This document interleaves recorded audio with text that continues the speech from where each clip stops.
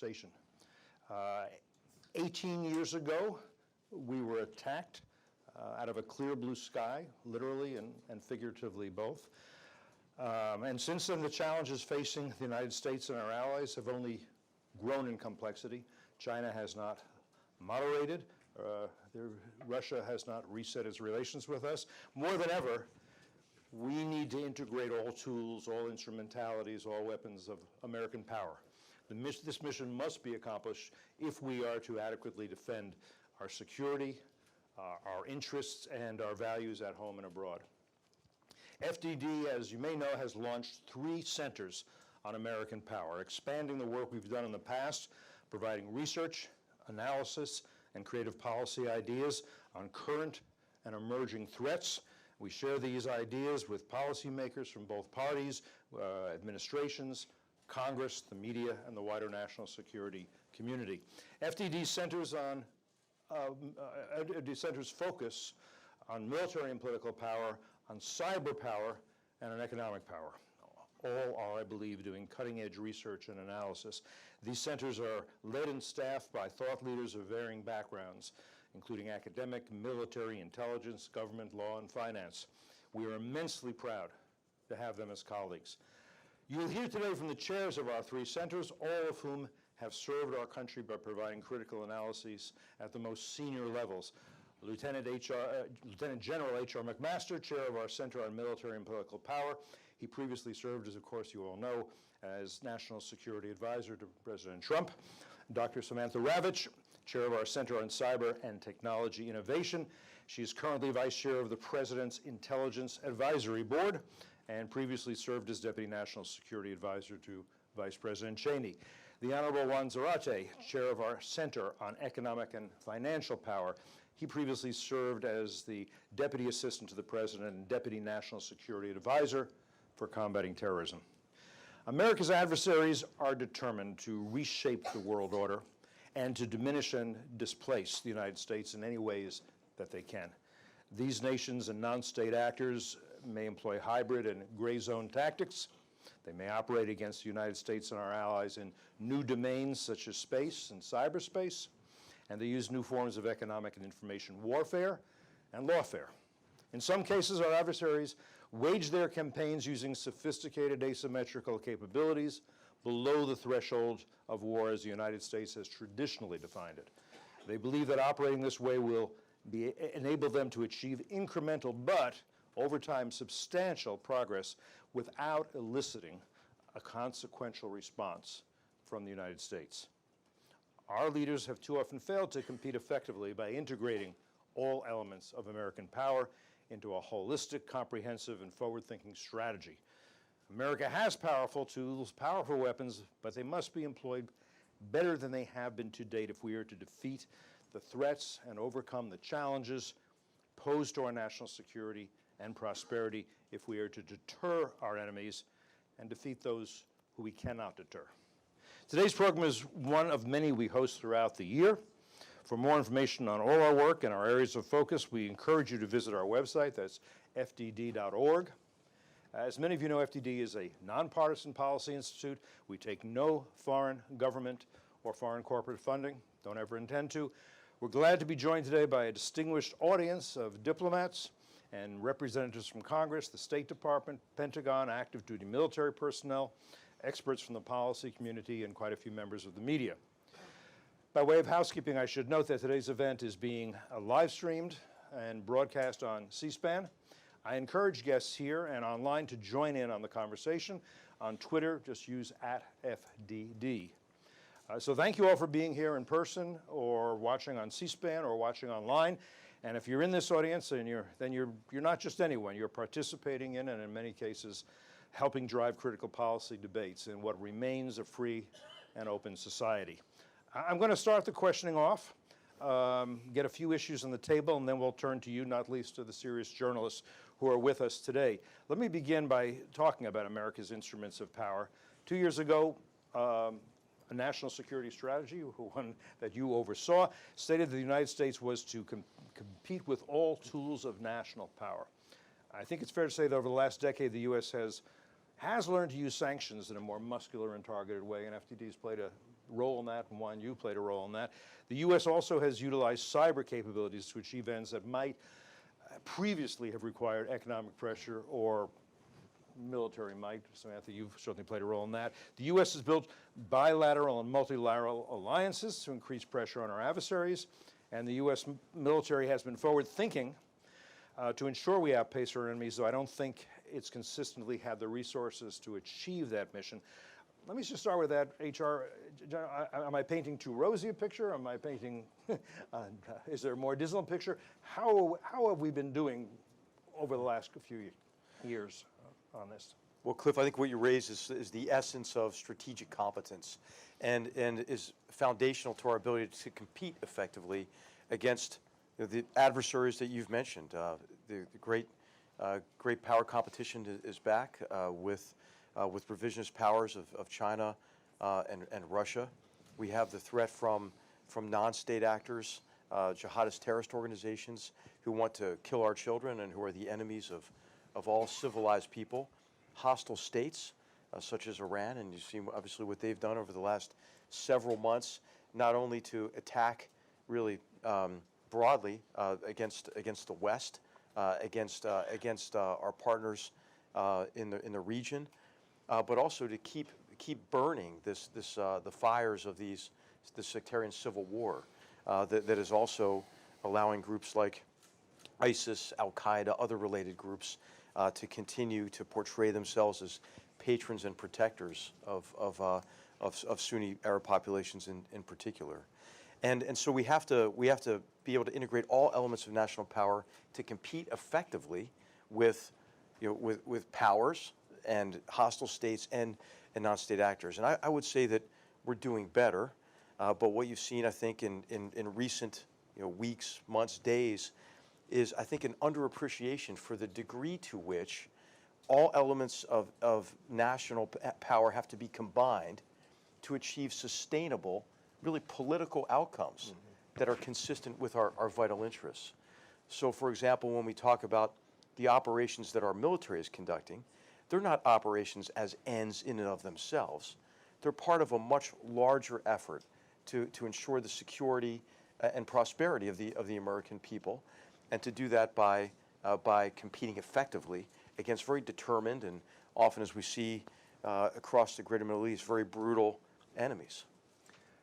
Juan, I'll start with you, and then pick up on any of that you want, but I'll throw in this this addition, which is, as our capabilities have evolved, I would argue so have the capabilities of our adversaries. Yeah. China is well in advance of where it was in terms of taking over reefs, making them into islands, militarizing those islands, putting missiles on them. We have deprived the Islamic State of territory, but it still exists. And in fact, I would say that those who proclaim themselves to be fighting a jihad against us have over past years spread around the world. They're in more countries than ever before. They are far from being defeated. And Russia has shown how, under Putin, it can play a weak hand rather well. It goes into the Middle East. Obama says, you don't understand, it's a quagmire even for us. And Putin says, I have big Wellington boots. I know how to operate in quagmires. Don't worry about it. Let me show you what I can do. So our adversaries are also not standing still. No, Cliff, first of all, thank you for having me. It's an honor to be here. I think you're right. The map of the world is being reshaped, right? And being reshaped by America's adversaries in many ways. Physically, as you demonstrated and talked about, Russia's in Crimea, China's building islands, ISIS has erased borders. So there's a physical dimension to the reshaping. There's a virtual reshaping. Sam's done great work in that domain. But the cyber world brings new communities, new borders, or borderless communities and opportunities and elements of power. You also have reshaped alliances that are not just being affected by America's adversaries, but being reshaped by how we think about power itself. And so just to start off, to take a step back, I think the map of the world is being reshaped as we speak. And the challenge we have is to give life to the strategy that HR sort of helped formulate. The problem is, and this gets to the less rosy dimension of the picture, is we are not very good at not just combining elements of power, but thinking about how the asymmetric properties of the global environment are actually taking place in how we operate in it. One of the things we've done at our center, right, is to think about how do we use economic and financial elements of power that we've used quite well over the last 20 years to affect America's enemies, to bankrupt them, to disrupt, dismantle financial networks that threaten us, to exclude illicit capital and rogue actors from the financial system. Right? That's been the strategy that we've used. And the reason we've been successful, for the most part in that regard, is we've had primacy, and we've maintained escalatory dominance. Because of the primacy of the dollar, the role of our economy, our ability to define the rules of the road, right? All of that is part of this. But all of that's being challenged. It's being challenged by our adversaries. And what's interesting, and we forecasted this in the creation of our center over 5 years ago, we were saying this realm of economic and financial power is part of a broader tableau of asymmetric power that's happening around the world. Our enemies are getting smarter, more nimble. They understand how to use the elements of the financial system. They're getting better at the use of cyber tools. They understand how to use kinetic activity, drone warfare, other things in ways that make us more vulnerable, not just the U.S., but our allies. And so we have to think aggressively about how do we use these powers properly, strategically, sustainably. So we do a lot of that work here. We think about how do we use sanctions, how do we use financial regulations to actually drive the exclusion of rogue actors from the system. Secondly, we think about the defensive strategies, because it's the Russians and the Chinese and even non-state actors that are thinking about how do they use their financial and economic resources to influence and to coerce and to shape environments. And so what does that defensive posture look like?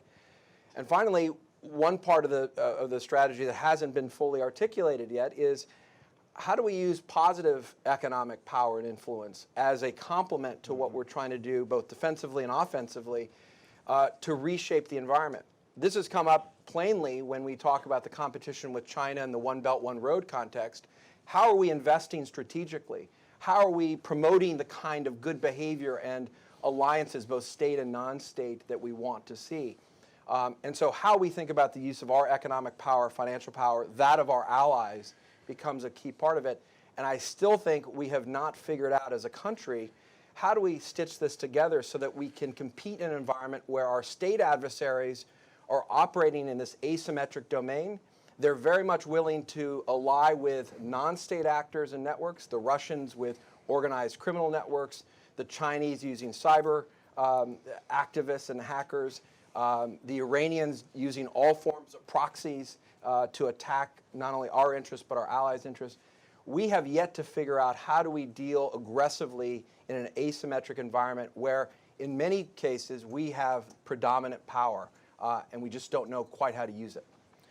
Samantha, when I go to you, and I can tell you have things you want to say, pick up on, anything you want to disagree, but I also want to emphasize the extent to which you've been instrumental in making clear the extent to which cyber weapons and cyber capabilities can impact our economic strength and our military strength, and which I don't think everybody has been aware of. This is not just about getting your personal information so that you can be, blackmailed online. This is way beyond that. Pick up from there. Yeah, so in 2015, we really started exploring the notion that we coined cyber-enabled economic warfare.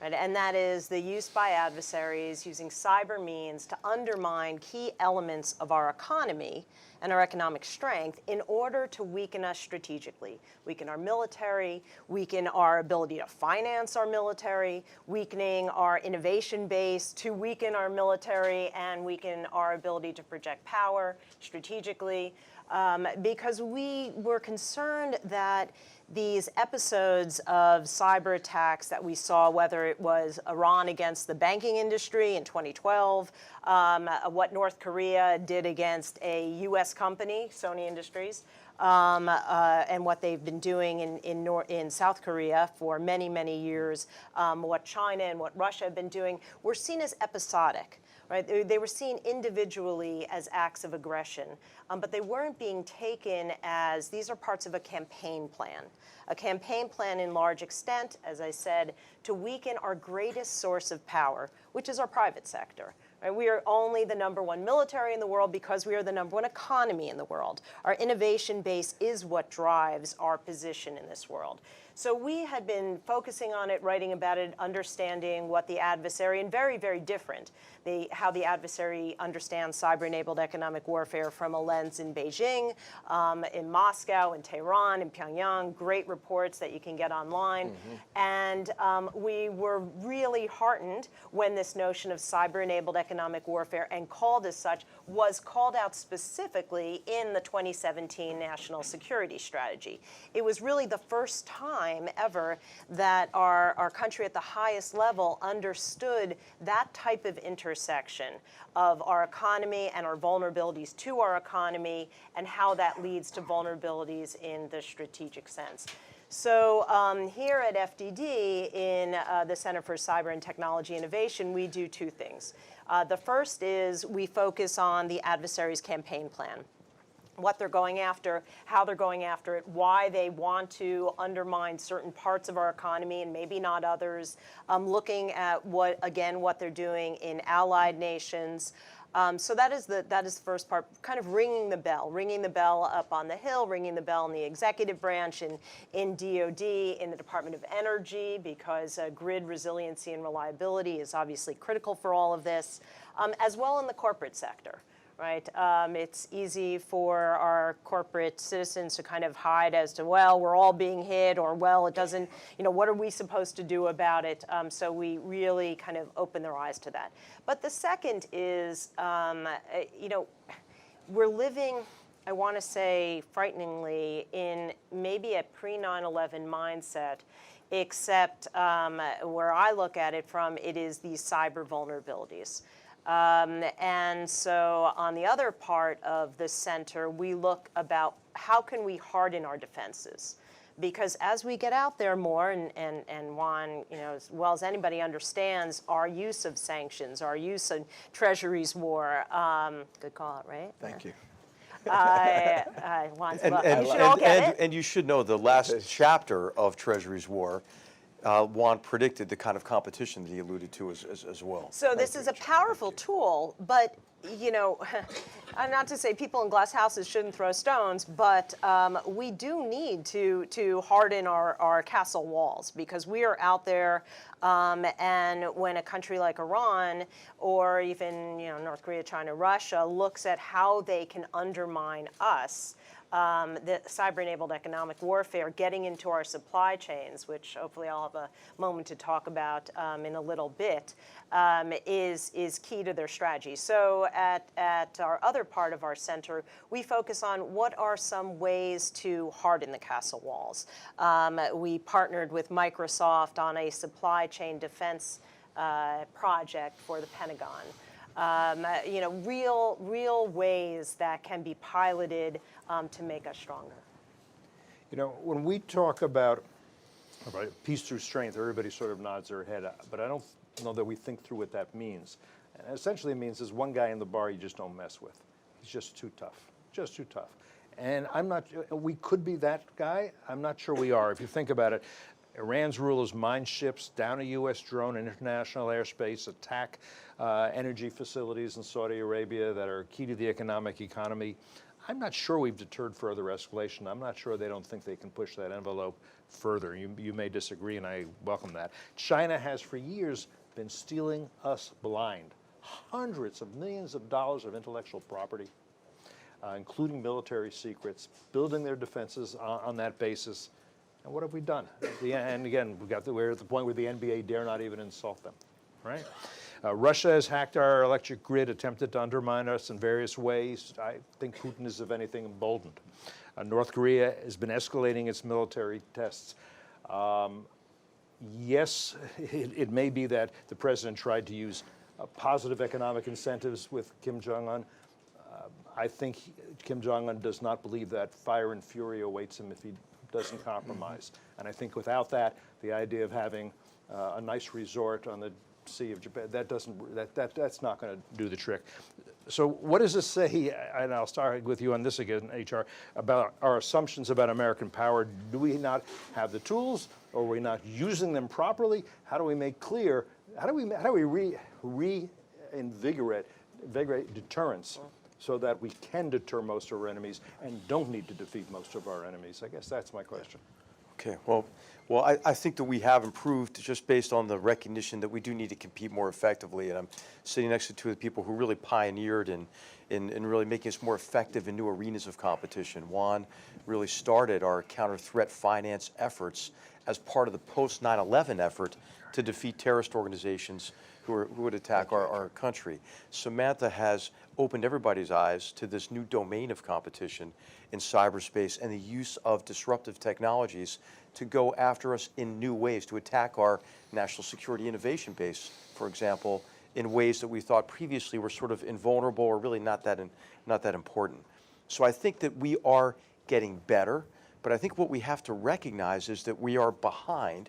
We're behind because at the end of the Cold War, we were kind of flushed with a great sense of triumph and optimism and overconfidence and maybe even hubris to a certain extent. We thought that these kind of competitions were over. We had won. And I think that overconfidence and complacency shifted after a number of strategic shocks, certainly the mass murder attacks of 9/11, but also I think the unanticipated length and difficulty of the wars in Iraq and in Afghanistan, and then the 2008 financial crisis. And I think the emotional impetus behind our foreign policy shifted to a certain extent from over-optimism to resignation, almost a sense of defeatism, and a belief that really we can't really win in these competitions, and an associated belief then that our disengagement from these complex competitions was an unmitigated good. Now, what these two approaches had, the approach of complacency and the approach of resignation, what they had in common is a failure to recognize the degree of agency and control the other, our adversaries, our enemies have over the future course of events. Both of these approaches were, I would say, profoundly arrogant because they believed that the future course of events and our security depended just on what we decided to do and didn't recognize that war, certainly, but also other forms of competition are interactive and the course of events will be anything but linear. And so I think it's important for us to recognize, first of all, as Americans, what is at stake in these competitions, and then why we must put together strategies that are really aimed at winning, at prevailing in these complex competitions. And it may be that we've been at war for longer than Americans want, but I think, for example, in places like the greater Middle East, centered on the Syria decision recently, for example, or in Afghanistan, we have to be able to recognize what are our vital interests that are at stake. Why is this important to us and our security? And then once we understand that better, think about it, then we have to work together to craft strategies that are, in Juan's words, sustainable. And to do what Samantha has said is we have to break out of this pre-9/11 mentality. I mean, we ought to ask ourselves, what could happen? What could happen when you have transnational terrorist organizations, jihadist terrorist organizations, who are more potent and capable than they were before 9/11? Because remember, it was the Afghan alumni, right? Mm-hmm. The alumni from the Mujahideen era resistance to the Soviet occupation of Afghanistan who committed mass murder against us on September 11th. The Al-Qaeda and the ISIS alumni are orders of magnitude greater than they were then. They also exist in many different countries. They have much more sophisticated means available to them, encrypted communications, different and much more effective ways of recruiting young, vulnerable people into their cause and radicalizing them, and this effect of really the democratization of destruction, in which they have access now to destructive capabilities previously associated only with nation states. So it's extremely dangerous. And when I think Americans ask the questions they ought to ask, hey, why the heck are we still in Afghanistan and Syria? One of the main reasons is that we cannot win this fight on the defensive at the water's edge. These are unscrupulous, ruthless people who want to commit mass murder of innocents as their principal tactic in a war against anyone who does not adhere to their perverted interpretation of Islam. And so the only way to really win this fight is to keep them worried more about their own safety, and then to isolate them from sources of strength and support, financially and otherwise, that you can only really do by working closely with partners in the region, and obviously partners who are actually bearing the greatest cost in these fights, and to have that access you need from an intelligence perspective, so you can apply all the tools, cyber tools, financial tools, economic tools, and military and diplomatic efforts to advance and protect our interests. I know it feels good to some people to think, well, let's just disengage from that and worry about ourselves. But of course, if we did that, we would become very vulnerable. And we ought to remember the tremendous human cost, financial cost as well, associated with a catastrophic attack like that occurred on 9/11. Let me just ask one quick follow-up on this.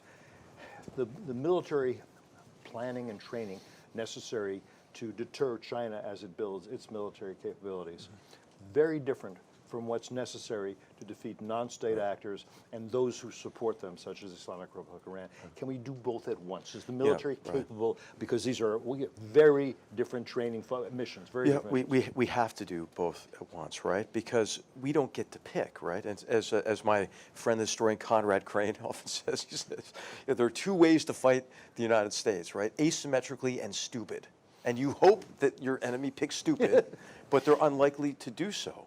And so we have to be capable of integrating all elements of national power, and our military has to be capable at deterring state actors, and as well as trying to deter non-state actors. But these are people who are fighting based on this ideology that I think are in many ways undeterrable, right? I think the way that we have to look at this is we have to be able to defeat these organizations by isolating them from sources of strength and support, which include physical, military, financial, psychological, and ideological, the ability to use communications and cyber capabilities. And so you can't defeat them if you don't fight them. And I think we have to maintain our own will, right? War is an extension of politics, as I was mentioning, but it's also a contest of wills. And we ought to examine, do we have the will to advance and protect our interests against this broad range of adversaries? On deterrence, just quickly, I would just say there are two fundamental ways to deter an enemy or a potential enemy. One is the threat of punitive action later, so that the costs are so high they have to factor into decision-making. They decide, well, maybe I won't commit this act of aggression. But the other is deterrence by denial, which means convincing your enemy that that enemy cannot accomplish his objectives through that action. And this is why Samantha is talking about building a wall of defense is also an important means of deterrence, as well as a range of offensive capabilities. And then, of course, to deter cyber actors, for example, we have to be able to apply capabilities outside of cyberspace. We shouldn't just think of this as a cyber-only competition. In our military now, the catchphrase, which some of us helped coin years ago, we hope it's more than a catchphrase, is multi-domain warfare, multi-domain operations.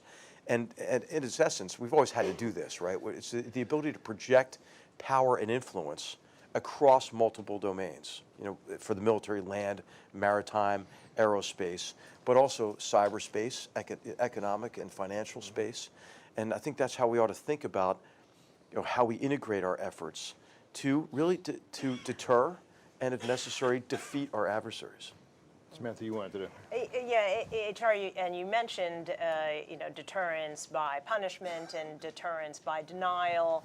It's some of the things that the Cyberspace Solarium Commission that was written into the NDAA, I'm proud to be a member of that, up on the Hill is looking at how do we deter in today's world? How do we showcase our strength and power?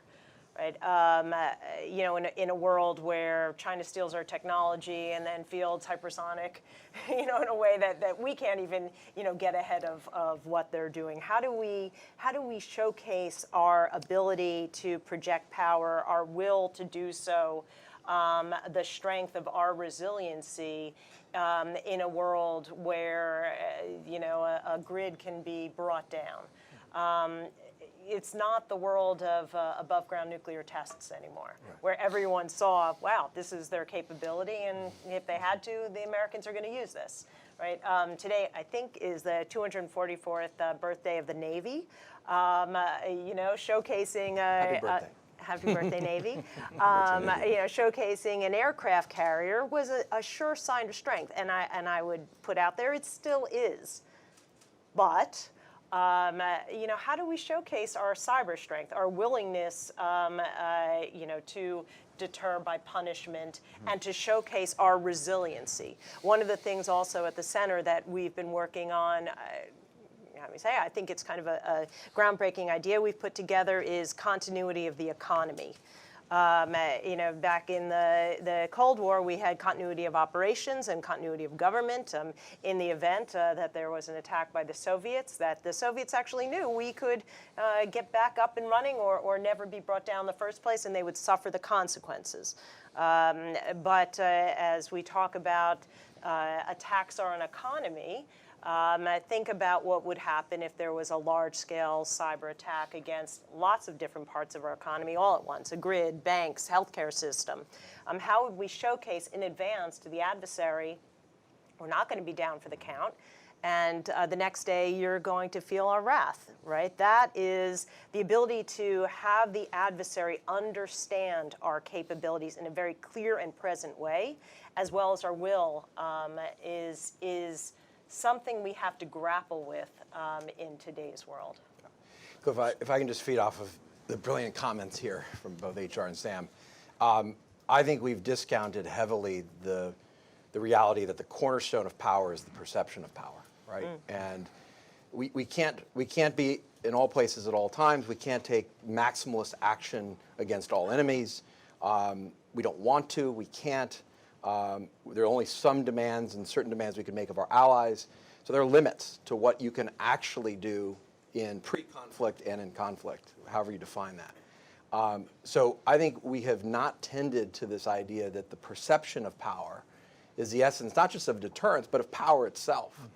The ability to not act and to have the environment shaped the way that we want, to have American values and interests met by the sheer fact that people understand, as Sam was saying, what it is that the U.S. can do, what we want to see happen, et cetera. So I think there's been a huge discounting. I think, no administration has been immune from this problem. I think the Syrian Red Line episode was sort of the classic demonstration of a lack of appreciation that the perception of power matters, which means at some points you actually have to act. You actually have to bite at some point in order to give life and meaning to both the perception of that power and to what the consequences may be. We've got to pick our battles, of course. Two other dimensions of this. One is I think we've discounted the role of key allies. And by that I mean not just nation states, but the private sector in how we deter. I think one of the interesting innovations in the field of anti-money laundering and sanctions has been that it's really the private sector that has been the guardians at the gate of the system.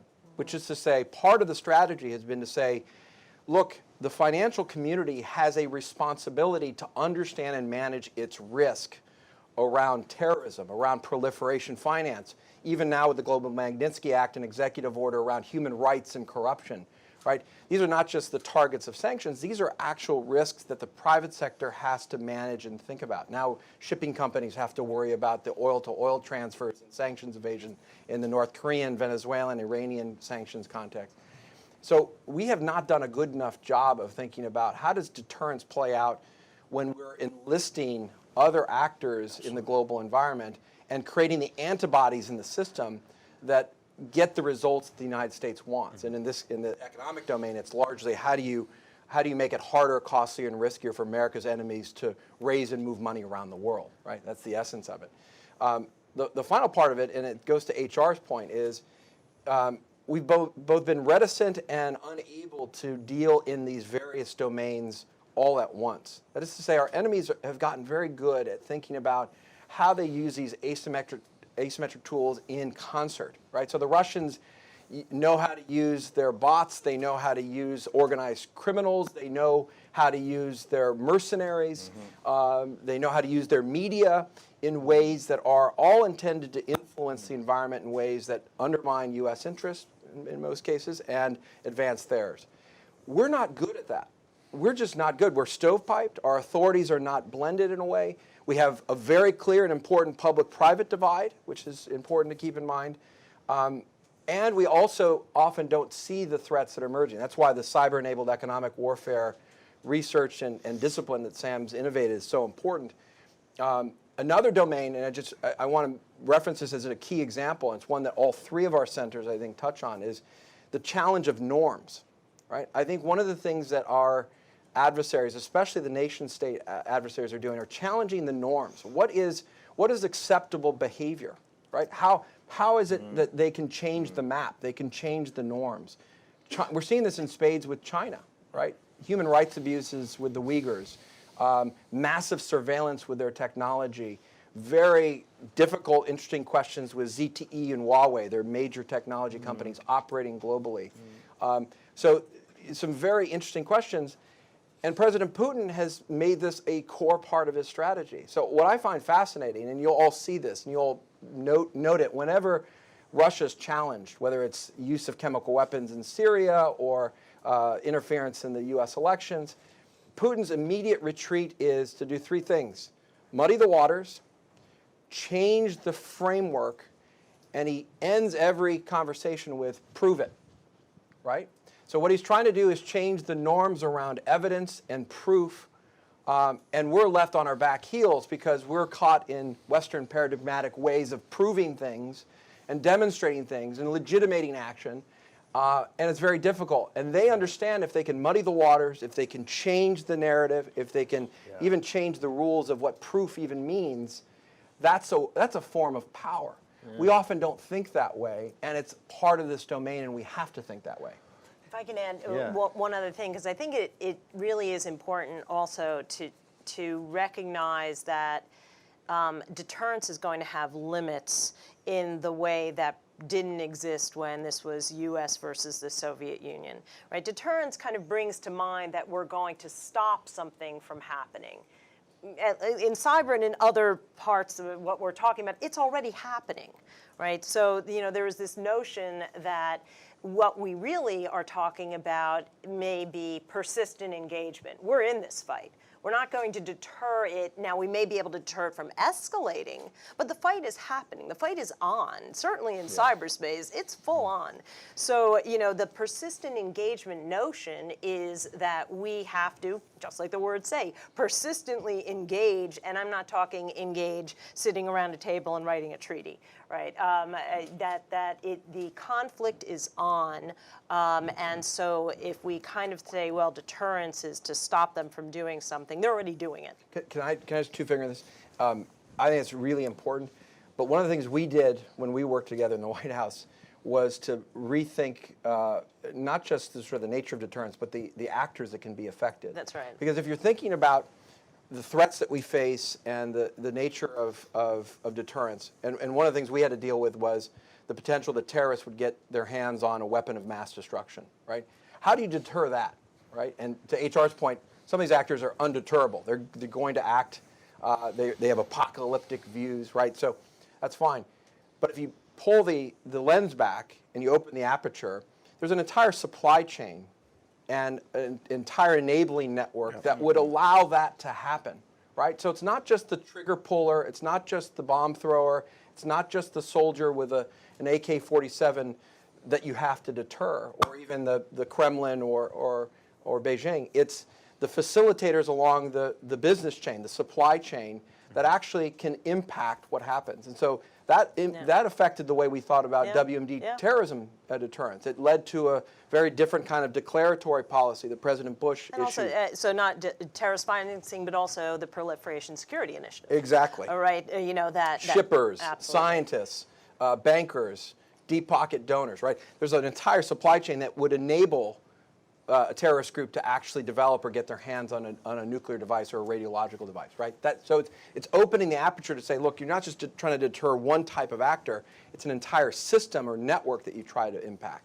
HR, I know you had a point on that. No, I was just going to say, I think this is really what the FDD has done with these three centers, is to think about security much more broadly, but to do so in a way that provides kind of the focus and the impetus for real policy change. I mean, I know across my career, I drew on the great work here. Now it's wonderful to be part of it. I thought I'd just make one point that's relevant to both Samantha and Juan's points as well. You know, we have cyber-enabled economic warfare, but we also have cyber-enabled information warfare.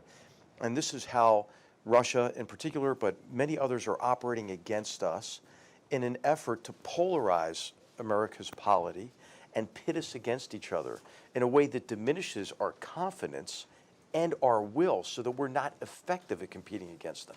And you know, I mean, we take the bait a lot on this, unfortunately, and we become divided over issues that we ought to be able to agree on. And I think especially in what FDD has taken on with these three centers, we ought to have obviously a preponderance of areas of agreement that would allow us to work together as Americans to bolster our confidence in who we are as a people, in our democratic principles and institutions and in processes, and confidence in a foreign policy that we can execute in a sustainable and consistent way over time. Because Juan said, you know, that it's our will, right? It's our perception of power is important. And I think that we are losing a bit now because of perceived inconsistency and therefore unreliability. And as a result, what happens is like-minded partners whose interests really align with yours, they start to hedge.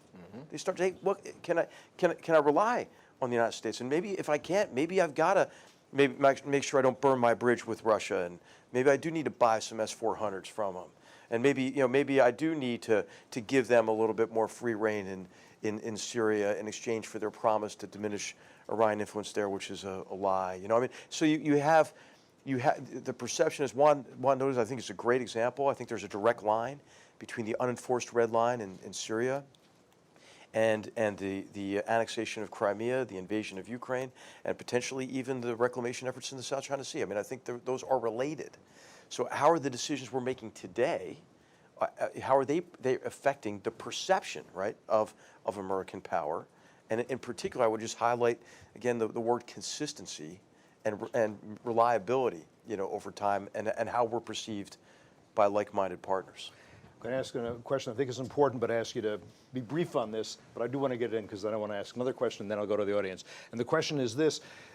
You've all been involved in what's called the interagency process. You have tried to run the interagency process. You know how challenging that is. Now, what you're talking about here, making the case for here, I think most of us are agreeing, is the need for a more coordinated cross-domain effort of the use of American military power, cyber power, economic power. That's going to be quite a bureaucratic challenge, is it not, to try to bring about that kind of coordination within the government as it's now structured? Well, I would say, as an outside observer, HR was trying to do this mightily, and did it both in the construction of the strategy that was published under HR's leadership, and they did it in practice. I mean, case in point, you know, the president gave a speech on Afghanistan, given his policy decision at the point, where he admitted, look, I'm making a different decision than what I previously thought and what I previously promised. It's pretty remarkable with this president, who's been pretty steadfast in his views, or pretty mercurial, depends on your point of view. But you know, I think HR was trying mightily. I think the real challenge is less can you get the Department of Commerce and Energy and Treasury in the Situation Room. That we can do. The question is, can you align the elements of their power in addition to other elements of power, the innovation base, our tech companies, our financial institutions, investors, right, in a global way? That's very difficult, in part because there are legal restrictions to how you do that. You know, Congress has passed the BUILD Act to try to reinforce American investment that would spur additional private sector investment. So there's attempts to get at this.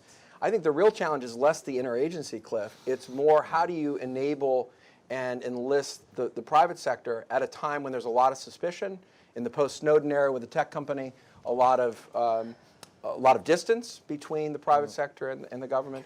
And so I think that's the real challenge. I couldn't agree more. Absolutely. You know, it's really fantastic. On the Cyberspace Solarium Commission, one of the commissioners, there's 4 members of Congress and there's 6 outsiders, and one of them is Tom Fanning, who's CEO of a Southern company, one of the largest grid operators in the country.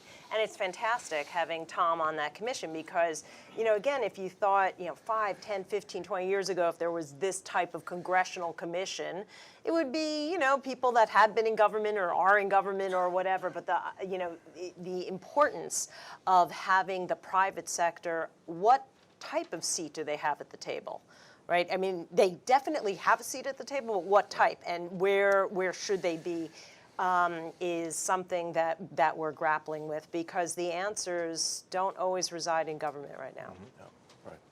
All right, unless you ever want to add to that. No. I'm going to ask one more question, then I promise I'll go to the audience, but I do want to narrow the aperture a little bit, and I want to get your thoughts. I'll start with you again on HR and the President's decision to withdraw U.S. troops from Syria. General Votel, commander of U.S. Central Command from 2016 to 2019, said this decision threatens to undo 5 years' worth of fighting against the Islamic State and severely damages American credibility and reliability in any future fights where we need strong allies. We know the President also is thinking about withdrawing not some, but all of the troops, all 14,000, from Afghanistan. I'd like you to say anything you'd like to say about these decisions. Well, let's think about where this is coming from. I mean, I think, this is coming from this sentiment, I think, that the President and others perceive that our forces are not accomplishing worthwhile outcomes in these protracted commitments.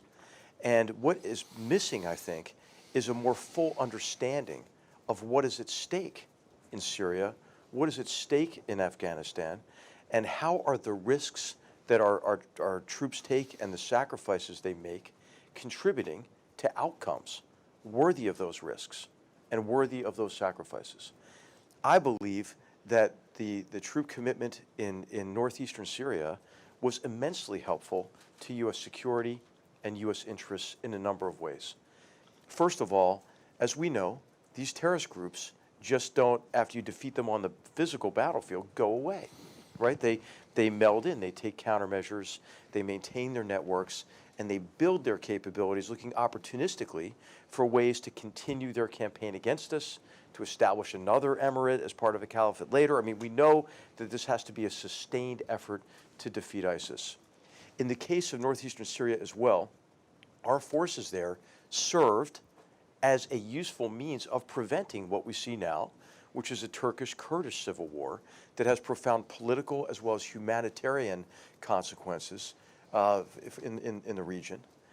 The other aspect of this is, as I mentioned in the beginning, military operations and efforts are not an end in themselves, right? They're to help you bridge into political outcomes. And in northeastern Syria, that Syrian Defense Force, with our special operations forces and those of our allies, happen to be sitting on top of 65 to 70% of Syria's oil reserves, which guess who really wants that badly?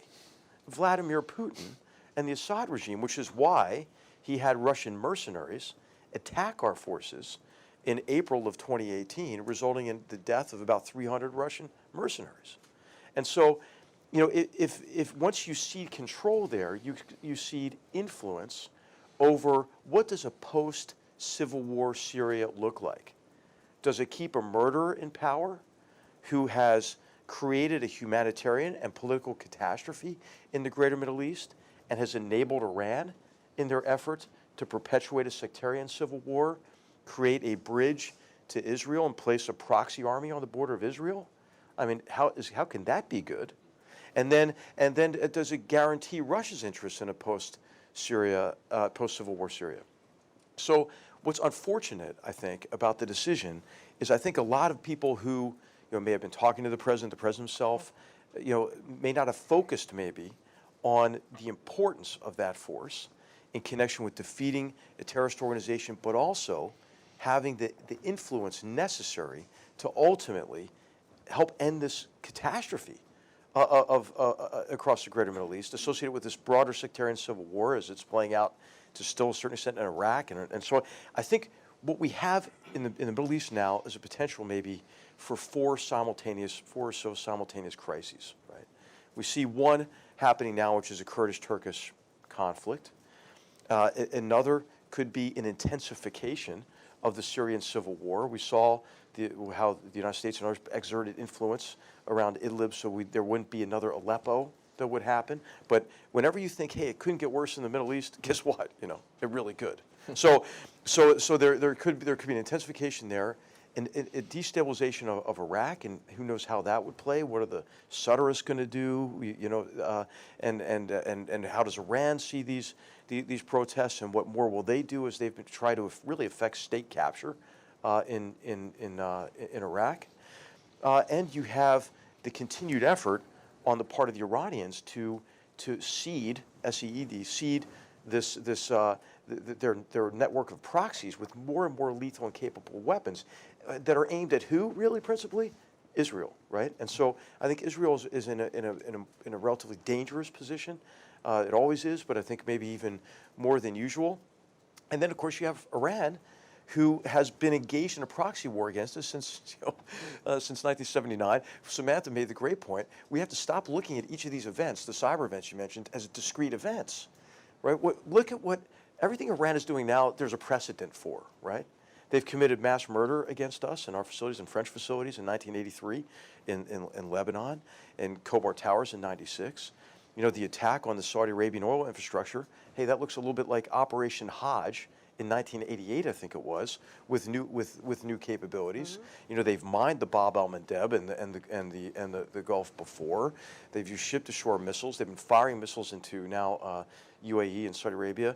I mean, they've connected cyber attacks against our banking systems. I mean, we have to look at the Middle East and understand that we do have vital interests at stake. There are some who are arguing these days, hey, you know, we make a lot of our own oil these days. It's not that important anymore. Well, the Middle East is important for a number of other reasons as well. Principal among them, I think, is that the perpetuation of the sectarian civil war also perpetuates and expands the threat from jihadist terrorists, as well as empowers Iran, who really does have hegemonic designs on the region. I mean, we ought to read what they say, right? What the other says about us and what they want to achieve. And they really do believe this really strange blend of 12er Shiism and Marxism. I mean, and so I think oftentimes we tend to discount the ideological and emotional dimensions of what motivates our enemies, because it doesn't make sense to us. Like, we tend to mirror image. Like, well, why would they do that? It doesn't make sense, you know, for the IRGC to conduct another attack. Well, you know, it's like the Geico commercial, right? You know, when you're the IRGC, it's what you do. It's what you do. You conduct those attacks against us.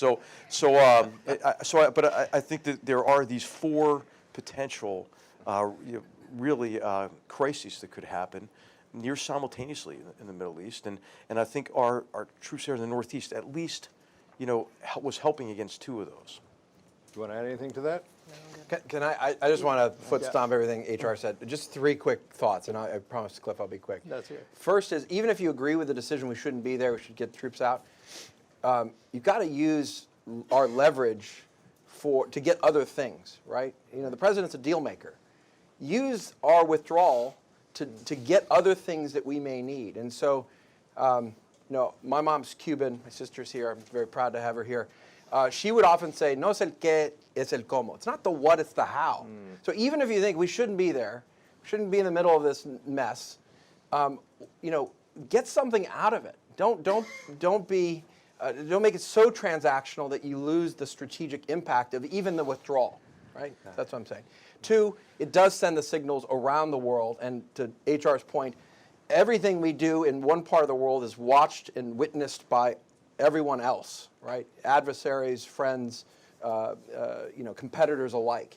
So what we're doing here to, in essence, lift the security veil with respect to those that have fought with us on the ground, have fought ISIS, have retaken Raqqa, is going to resound around the world to say, can we trust American promises, American security, and American military power?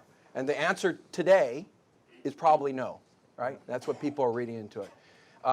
The third dimension of this, which is longer term, and it goes to kind of HR's work with his center, is what's our military posture? We're kind of caught in this all or nothing thing. We should bring all the troops home, or not, right? We should be policemen of the world. There's a middle ground there, right? We have 1,000 troops having strategic impact in the region. If you listen to the troops, they're not happy about withdrawing. They see their important mission.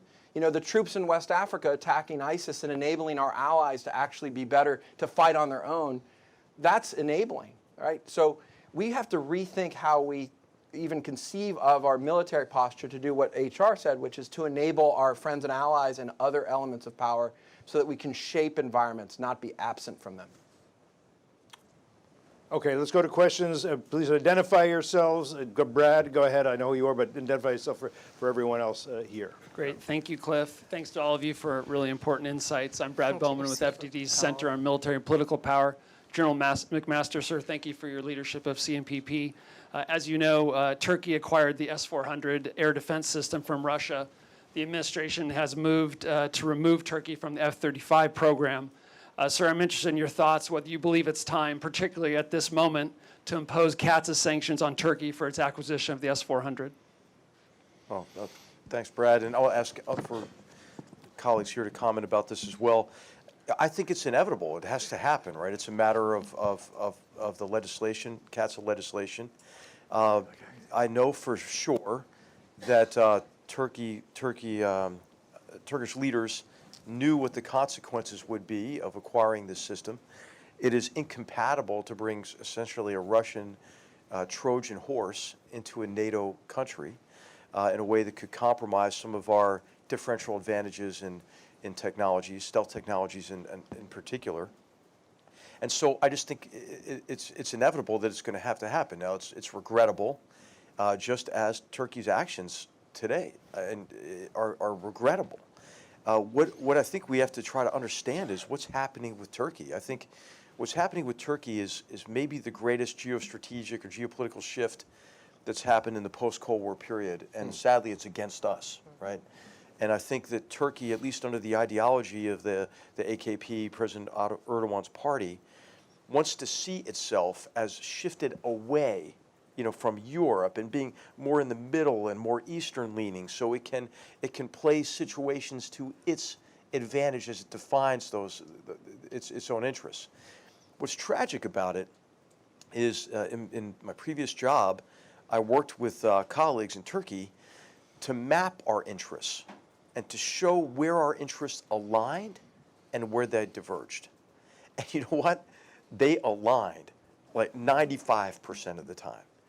Where they diverged was really with our support for the Syrian Democratic Forces, the YPG affiliated forces in Syria, and that's something we went to work on. And you saw that the administration was working on that with the joint patrols and so forth. But I can only conclude that President Erdogan is driven more by emotion, maybe by domestic political considerations and how he wants to really conjure up maybe a conflict like this for domestic reasons by bolstering his nationalist base. But it's regrettable. I think it's something we have to really work hard on diplomatically. But in terms of the sanctions, I just don't think that there's going to be an option. It's sad. I mean, it's been a sad couple days, and it's going to get sadder, I think, as the relationship with Turkey becomes regrettably even more strained.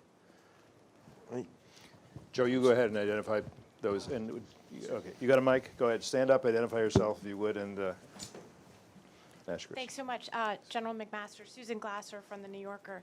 I think it's a really important point about Turkey and this geostrategic shift. I do want to change the subject a little bit. It hasn't come up today, but I have a very simple question for you, which is, do you think it is appropriate for the President of the United States to solicit foreign interference in our political process? Thank you. Of course, no. No, it's absolutely not. And of course, what has to happen here is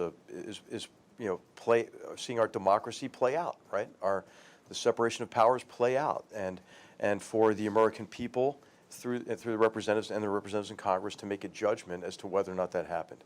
But I mean, to answer your question directly, of course it's not appropriate. Any other comments, please? If no one has, go ahead. Does anybody think it is Let's get a appropriate? microphone over here. Susan, if you get that microphone right here. Is that, no? All right. Let her take one, and go ahead. Thank you. Connie from VOA. General McMaster, I wanted to ask you about North Korea. So following the EU members expressing concern about North Korea's latest SLBM test, North Korea is saying they're ready to take steps to reverse steps to building trust with the United States. So if the North Koreans go ahead and test nuclear and long-range ballistic missiles, how do you think the U.S.'s engagement with North Korea is going to change? Yeah. And quickly for Dr. Ravitch, we hear a lot about North Korea's growing cyber capabilities. So I was wondering if there is any area in the cyber field that you're paying attention to in terms of North Korea. Thank you. And I'll ask Juan to comment on this as well. Juan ran a task force for CFR years ago on North Korea as well. That came up with some great recommendations that we used as part of our development of the strategy at about 2 years ago, I guess, 2.5 years ago. So I think that one of the questions to ask about North Korea is what is motivating Kim Jong-un and the Kim regime? And I think this is where we get divergent views on what the appropriate response might be. Some people think, well, you know, he just kind of wants a deterrent, right? He just wants to deter us. And I think that is kind of it's a mirror imaging problem again, right? I mean, the North has tremendous deterrent capabilities in their conventional forces, the artillery, for example, that is in the range of Seoul. And I think that we have to at least be open to the possibility that Kim Jong-un may want to keep his nuclear weapons to really for reasons of extortion, to use extortion and threats to rend the U.S.-South Korean alliance as the first step in saying what the Kim regime has said it wants to do, right? Which is to unify the peninsula under the, quote, red banner. And to do that, of course, they can't absorb South Korea. South Korea is twice as populous. Its economy is 40 times larger, than the North. But what the North, I think, envisions, as it has envisioned over the years, is dragging South Korea down as a way to equalize the playing field and to begin this kind of unification. So I think we have to be open to that possibility. And so if that's the case, what is the appropriate response? I don't think it hurts to do, to talk, to have another summit. In fact, I think the summits were beneficial in a certain way because in the past, the way that they've been approached before was all bottom up, right? And there are just too many opportunities for spoiling. If there was going to be a breakthrough, it would be with an unconventional president, right? With really still to some degree an unknown quantity in Kim Jong-un. But I think what was essential though and is still in place is the recognition that what we cannot do, we cannot repeat the mistakes of the past, which is to allow this provocation cycle to then result in us, right, alleviating sanctions prematurely based on an empty promise, essentially, of negotiations, really with no meaningful progress toward denuclearization. And then, of course, we know what happens next, right? Long, drawn-out negotiations during which the North Koreans try to extort more money and payoffs from us. And then ultimately, what do? You get a weak agreement that locks in the status quo as the new normal, and then North Korea breaks that agreement right away. So, I mean, that's the definition of insanity if we do that again. And so I think the chance that we have, and this gets to Cliff's point on the integration of military options as well, which is important. How do we convince Kim Jong-un and the Kim regime that he is less safe with nuclear weapons than he is without them, right? And that's not just a military threat. That is the threat of really strong sanctions, thanks to Nikki Haley and what she did at the UN. I mean, these are unprecedented sanctions. They haven't even really kicked in all the way because it's in December, for example, that all the North Korean, slave labor, the so-called guest workers, have to go back, for example. There are many more tools available, secondary sanctions, if Chinese banks want to illicitly allow financial flows into North Korea as an example. This could be an option. So I'll just stop there. But I think we have to examine what is their base motivation, and then therefore what is an appropriate policy response, not just for us, right, but for partners and for China too. I mean, this is not in China's interest either. But I'll ask. Yeah, I'll just say quickly. First of all, on the website from the center, a great report that was written by my colleagues on Kim Jong-un's all-purpose sword, looking at the cyber-enabled economic strategies of North Korea. But clearly on cyber, the North Koreans see this as, in some ways, a comparative advantage for them, right? Their cyber force is almost equivalent to our national cyber mission force. The numbers over there aren't clearly known, but certainly they're putting a lot of effort and attention into this. Why? One is because it's a way to steal money to support the regime. The other is, again, like we were talking about before, it is a way to try to level the playing fields to a certain extent between North Korea and other nations. So I would say just two more things. One, South Korea is a test bed for a lot of what North Korea then tries around the world. We, the United States and other allies, really need to be working so closely with South Korea to understand what is going on in their systems, because it's, no pun intended with Sony, but it's going to come to a theater near you, right? But it's not just South Korea. North Korea is exploiting networks all over the world. This is a time where free market democracies and our allies need to be together on what the North Koreans are doing on systems around the world so we can chase them back and thrash them. Because, again, it's just like HR. They ratchet up, don't feel any punishment. They ratchet up again. And they're profiting from the cyber tools, right? The UN report in the spring, Yeah. over $2 billion Yep. based on their cyber activities. The North Koreans exploiting it, ransomware, the whole 9 yards, attacking financial systems. The whole Bank of Bangladesh SWIFT attack was the North Koreans, right? The one thing I would just say on sanctions, and it's fundamental to what HR was saying, we have a real challenge diplomatically as to how we think about negotiating with, through, and against our sanctions, right? So how do you apply maximalist pressure and unwind it perhaps in the context of negotiations in a way that doesn't give up the sanctions too early, but gives the other side something they want, right? This is the whole JCPOA-Iran debate. The part of the challenge, and something we've talked about for a long time, is the effectiveness of these tools is often girded and based on the fact that these regimes are engaged in a whole range of illicit and nefarious activities that aren't being negotiated around, right? This was, I testified to this, this was the fundamental flaw of the JCPOA. You can't promise sanctions relief when the sanctions are predicated on terrorist financing, proliferation financing, missile programs that are counter to UN sanctions, the whole 9 yards, right? You can't unwind that. You can't expect the private sector to go back in wholeheartedly if those risks still exist, right? So that's still a fundamental challenge, I think, for both the effectiveness of our sanctions and the maximalist use of them, and then how you negotiate back and unwind them. And I think it takes some, not just understanding of the sanctions, but some deftness of the diplomacy to get that right. Joe, go ahead. You had some microphone. Yes, go ahead. Hi, I'm Fred Hyatt from Yeah. the Washington Post editorial page. Thank you for an interesting panel.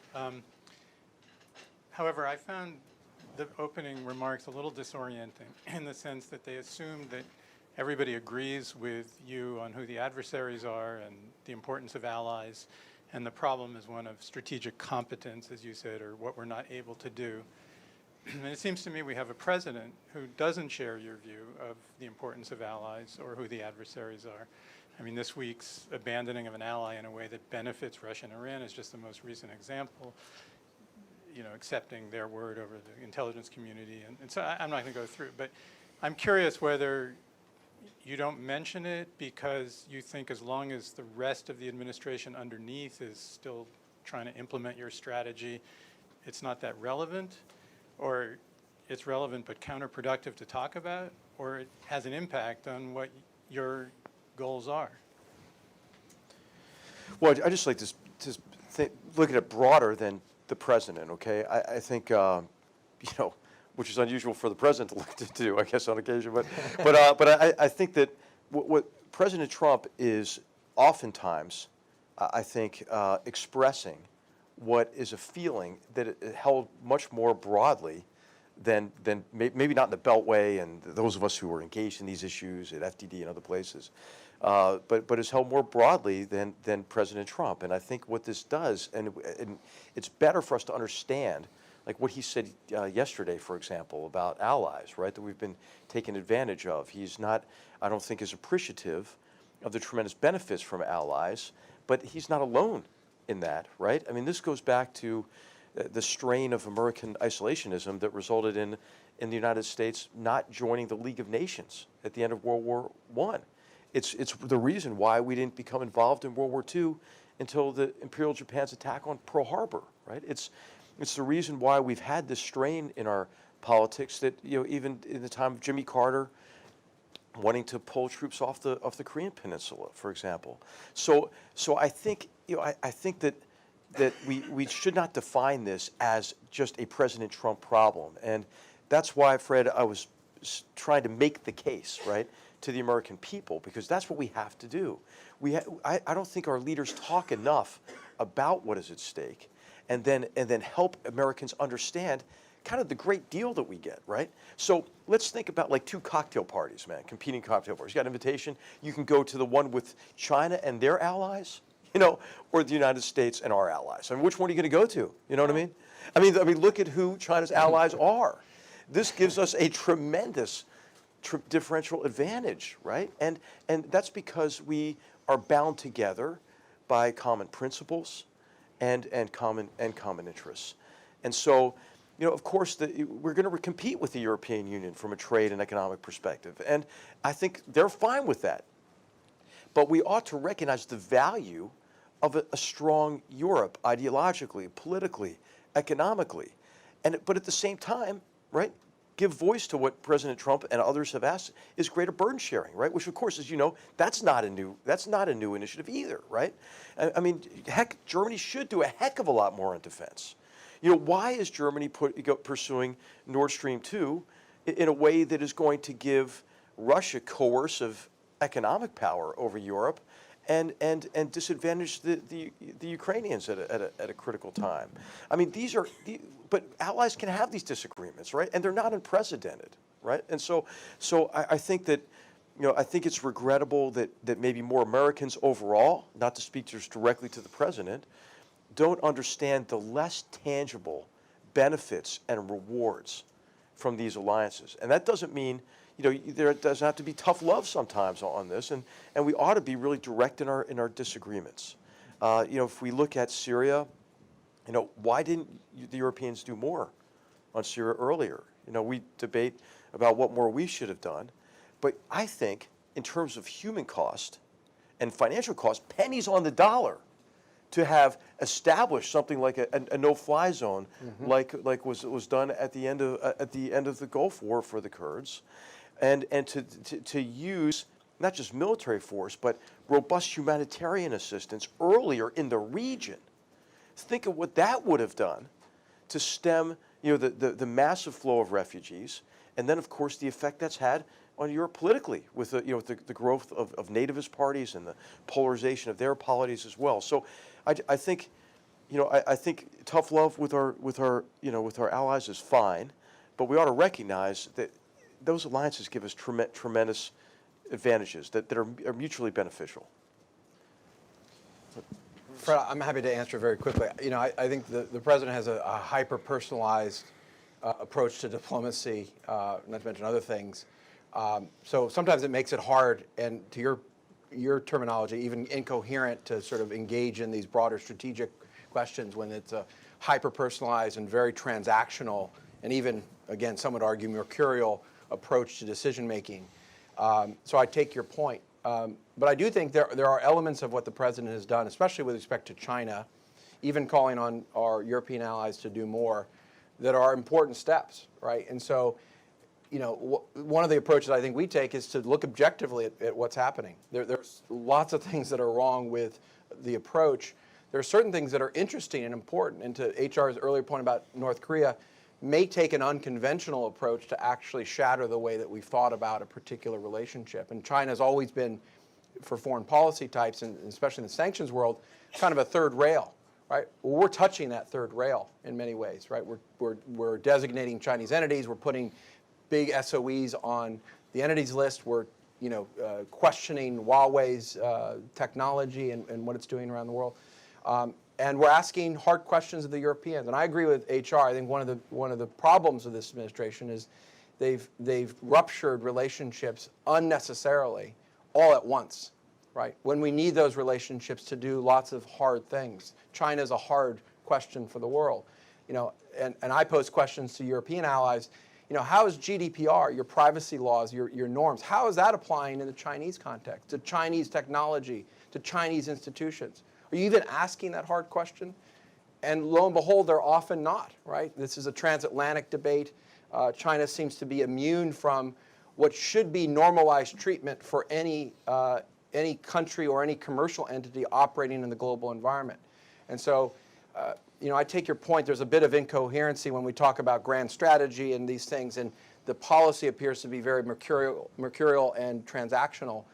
But there are elements of what the administration has done that we have to sort of take advantage of to challenge ourselves and challenge sort of the way we thought about these problems. Go ahead. Okay. Hi, Wes Morgan from Politico. General McMaster, this one I think mainly for you, but I'd be interested in hearing from everybody. National security leaders both in and out of uniform this week are grappling with the president's decision to remove those special operators from the area that the Turks are launching this incursion into. I'm curious, one, whether you think that incursion could have been prevented, or whether this was sort of an inevitable, messy outcome for the SDF or grim outcome for the SDF in some fashion eventually. And two, having served both in and out of uniform at high national security levels, could you talk